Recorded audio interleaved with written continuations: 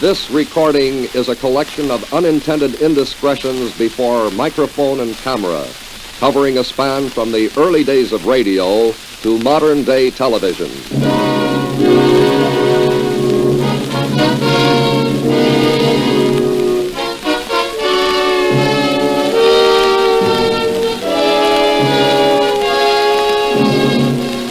It is dedicated to members of the radio and television industry who have been the victims of these classic boners. This priceless recording offers consolation in the fact that they are not alone. In bringing you this series of classic boners in radio and television, we turn back the clock to the early pioneer days of radio, for our starting point, to what is considered the granddaddy of all flubs. Harry Von Zell, veteran announcer, was introducing the chief executive to millions of radio listeners who awaited this important address. Let's listen. Ladies and gentlemen, the President of the United States, Hubert Heber. We take you now to BBC in England. And as his trusty little donkey carried Quixote up the road, he could see the gates of the city ahead. Don Quixote's excitement rose as he contemplated the nightly adventures that waited him. I see our time is running out, and there we leave Don Quixote sitting on his ass until tomorrow at the same time. We now bring you Mr. Keene, loser of great persons. And now, to conclude our program of Christmas carols, our guest star will sing Come All Ye Faithful by Odeste Fidelis. One lesson an announcer learns is to make sure he is off the air before he makes any private comment. But even the greatest sometimes slip. A legend is Uncle Don's remark after he had closed his famous children's program. Let's turn back the clock. Good night, little friends, good night. I'll tune in again tomorrow at the same time when I'll be back with all my little friends. You off? Boners are not always committed by performers. Sound effects men, too, have their share of woe. Let's listen to this dramatic show, which was popular in the early days of radio. Okay, you rat. I got you covered, and now I'm going to drill you. Take that! Okay, now I'm really going to drill you. Take that! Second thought, I'm going to take this knife and slit your throat. On a program which originated from the Great Lakes Naval Station, Eddie Peabody, the great banjoist, was introduced thusly. Ladies and gentlemen, Mr. Eddie Playbody will now pee for you.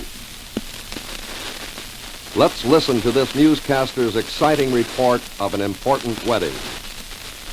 All the world was thrilled with the marriage of the Duke and Duchess of Windsor. On an interview show, a famous beauty told of her charitable activities. Let's hear what she has to say. You girls are famous for some of your charitable activities, aren't you? Yes, why, we Big Bell girls are known for holding some of the biggest balls in the country.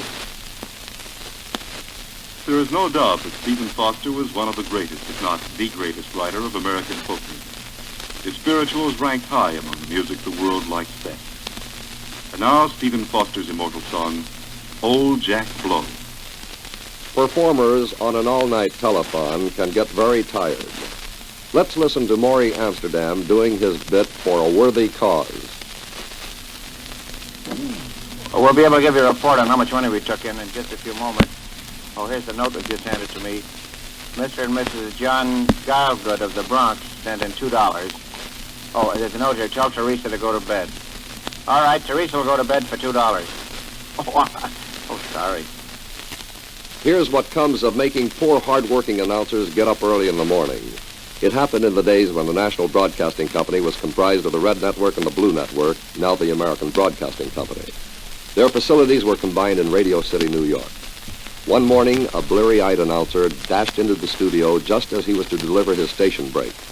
Pressing the monitor button, he declared to the world, This is either the Red Network or the Blue Network of the National Broadcasting Company.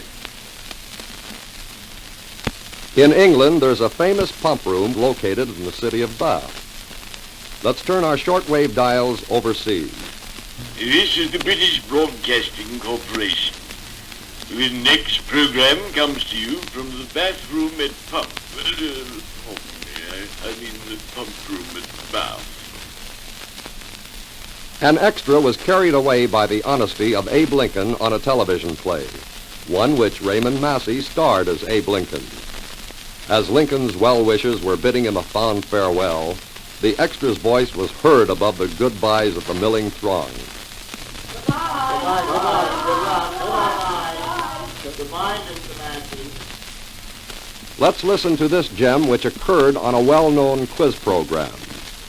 And what do you do for a living, my good lady? I'm a maid. I do housework and take care of a large family. How large a family? Well, let's see. There are 4 boys, 3 girls, 1 adult, and 1 adultery. An announcer picked up a script one day and read it exactly as it was handed to him. It was a bull of a commercial, the standard time signal, with some additions to be made at appropriate times. Here is what the listeners heard. It's 8 p.m., Bull of a watch time. On Christmas, say Merry Christmas. On New Year, say Happy New Year.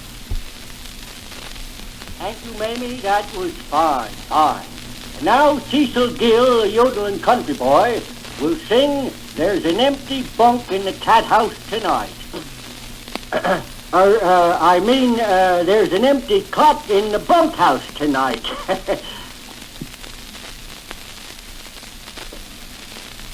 So, friends, don't forget to visit your A&Poo feed store. When Walter Pigeon appeared for a local bond drive, he was greeted by the president of the drive, who was thrilled at the thought of meeting a movie star. The result of his excitement was the following. Mr. Privilege, this is indeed a pigeon. A spoonerism is described in Webster's dictionary as an unintentional interchange of sounds, usually identical sounds in 2 or more words. Webster needs no better example than the following announcer's commercial for Rupert's Beer. When you want to relax after a hard day's work, try Rupert's Rear. Performers are not always responsible for the boners that you hear in radio and television. Continuity writers are very often the culprits, as evidenced by this classic bit of writing. Don Berg's department store has just received a shipment of large-size bathing suits. Ladies, now you can buy a bathing suit for a ridiculous figure. A local Midwest station told its citizens about the prize winners of their annual farm contest. And here they are. Final results of the FFA contest are apple picking won by Dick Jones, tractor driving award to Jack Davis, and one of our own girls, Miss Betty Smith, was chosen as the best hoer. You are listening to the mucus of Clyde Lucas. Let's tune in on Mr. John J. Anthony's Court of Human Relations. What is your problem, ma'am? Speak right up into the microphone. My problem is this, Mr. Anthony. My husband isn't talking to me or having anything to do with me since his business fell off.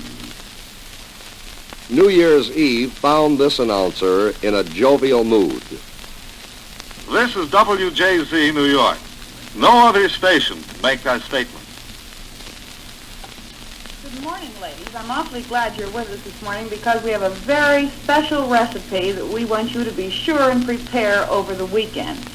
It's something that I'm sure will surprise your husband, and it's called frickin' chickasee. Oh, I beg your pardon. That's chicken fricassee.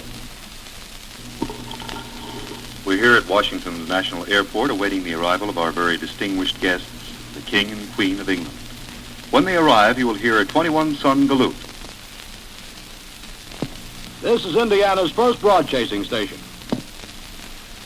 A program director of a Texas station finished preparing the day's schedule. Later, he made a change. Instead of Les Brown's orchestra, he substituted a religious program which was to originate from New York. He scratched out Les Brown's name and wrote over it, Yom Kippur. When the new announcer came on shift, he picked up the schedule and exhorted his listeners to Stay tuned for the dance music of Yom Kippur's orchestra. Let's switch our dials to a daytime program presided over by your friendly homemaker. Now we present our homely friend maker. And Dad will love Wonder Bread's delicious flavor, too. Remember, it's Wonder Bread for the breast in bed. Our next selection was written by George Gershwin, with lyrics by his lovely wife, Ira. One of radio's dependable and veteran announcers came out with this classic. And so ends another version of a famous love story. Sometimes an announcer has to rush to beat the second hand around the clock. This announcer hurriedly finished a religious program to be in time for a station break. And be sure to listen next week when the topic of the sermon will be Cast Thy Broad Upon the Waters. This is the National Broadcasting Company.